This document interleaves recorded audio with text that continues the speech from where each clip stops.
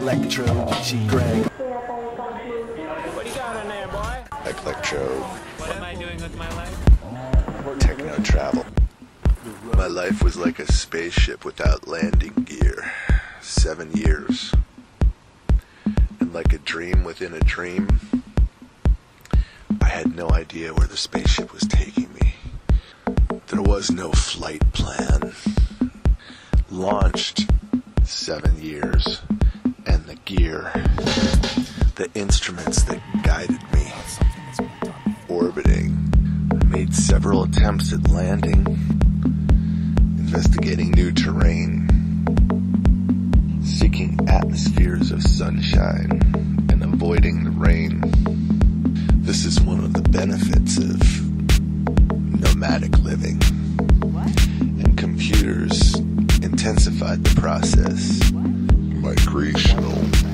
For example, wireless internet, weather.com, and the 10-day forecast.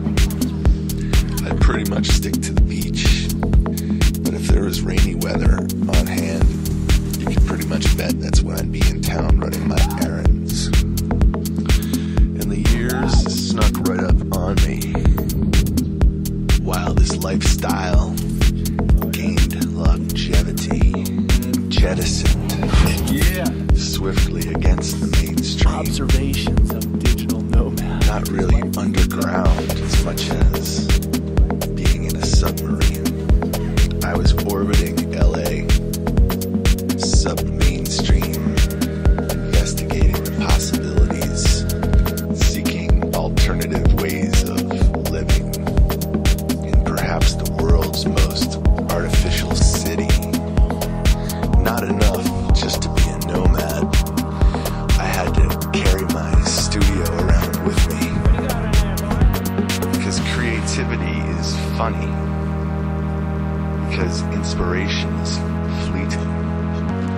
And after the first 5 years of visions and the simple demands of mobile living, there was very little time ever found for the actual producing, the polishing of these perspectives into something palatable, something inspiring to someone other than just me. And soon the story was too complex to try to convert into music. The concepts I had to take up writing. Music was still the landscape, as some vistas defied words, defied description, defied photographic imagery. Whereas a certain swell, certain rising tides of music could be perfect to convey that next great stretch of highway. But the elapsed time actually driving, the story became more about the dreams in between. Motion is a good thing. Distance is a friend more than an enemy. But like a spaceship orbiting, I was simply gathering data for the next big thing. And when I got burned out, my resilience surprised me. Even as much as the depth of the actual dreams. And perhaps that's why I came to find there was no one else living exactly like me. I began a massive search, even as my wheels kept spinning.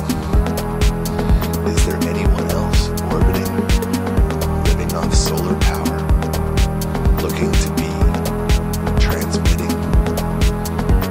And if I ever crashed, I knew my laptop's hard drive would be quite telling. The black box for the recovery team. If anyone ever cared to dissect my findings. Cool concepts that confound me nonetheless. Why can't I find anyone else like me? The hedonists, the rocket scientists, entrepreneurs, the true believers, and the freaks, an escapee of the Northeast United States. 30 years of training, and I'm remarking, not complaining. But are there any other solo sustainable spaceships? Any other mainstream submarine media freaks? Any other Marshall McLuhan understudies? Malcolm McLaurin wannabes?